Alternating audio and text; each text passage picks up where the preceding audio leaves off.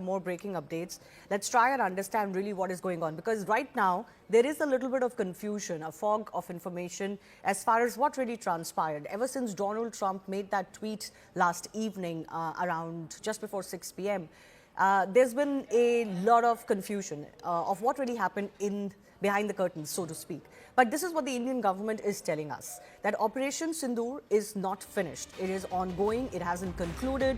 It's clear that the Indian Armed Forces and the government will continue to maintain a very high level of vigil and will be in war position. It is only a stoppage of firing right now, whatever has been agreed between India and Pakistan, but there is no stoppage as far as the preparedness is concerned. It's not as if that all the machines are being wound down.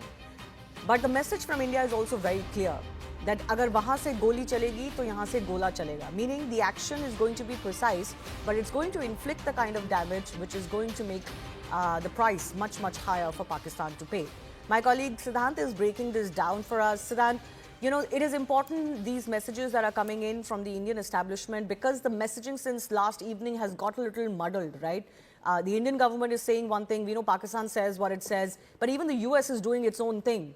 And it's important to focus on what the Indian government is saying. Well, yes, that's right.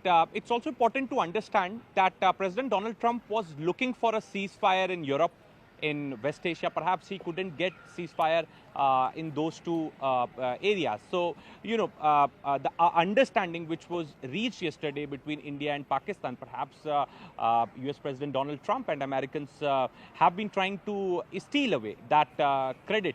Perhaps, you know, it's kind of a credit that they are taking for making India and Pakistan reach an understanding. But the fact is, and this is very important to be highlighted, that yes, India was in touch with the United States. In fact, India also spoke to United States regarding the UNSC meeting, but this was before 25th of April, point number one. Point number two, there was a conversation between President Trump and Prime Minister Modi when Prime Minister Modi was in Jeddah immediately after the Pahalgam terror attack to express solidarity, to extend support to India.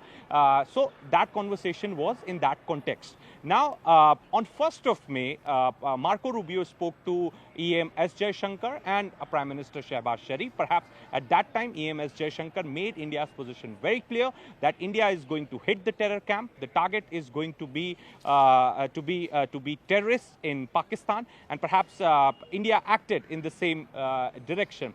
Now, this entire confusion came into public discourse after some of the Western medias, perhaps which have been reporting half-truth about the developments. Now, we are putting out a full truth, perhaps the full story out for our viewers. So, J.D. Vance spoke to Prime Minister Modi on 9th May's night.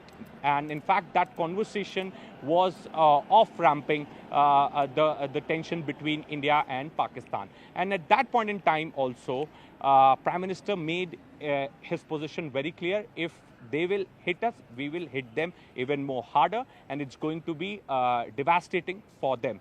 And on 10th morning, perhaps, which became the turning point of Operation Sindoor, when Pakistanis attempted to strike 26 locations in India, perhaps India took it as a turning point of Operation Sindoor, and 8 of the key military installations, Air Force bases in Pakistan, which includes Saroda, Bhawali, and Rawalpindi, all these bases were targeted by Indian forces. The precision strikes were launched by the Indian side. And when these strikes were launched and Pakistanis got to know about them, especially the kind of destruction that these strikes have caused to the Pakistani armed forces, perhaps they went crying to Uncle Sam. They reached out to Americans. Perhaps then that was a call which was made by Asim Munir to Marco Rubio. Yes. In fact, pleading him for a relief, or perhaps complaining about India. Then Marco Rubio spoke to EM S. Jaishankar, and EM S. Jaishankar's response was same, that if they will stop firing, we will stop firing. And perhaps the same reply which Prime Minister Modi gave to J.D. Vance on 9th May before the turning point in Operation Sindoor.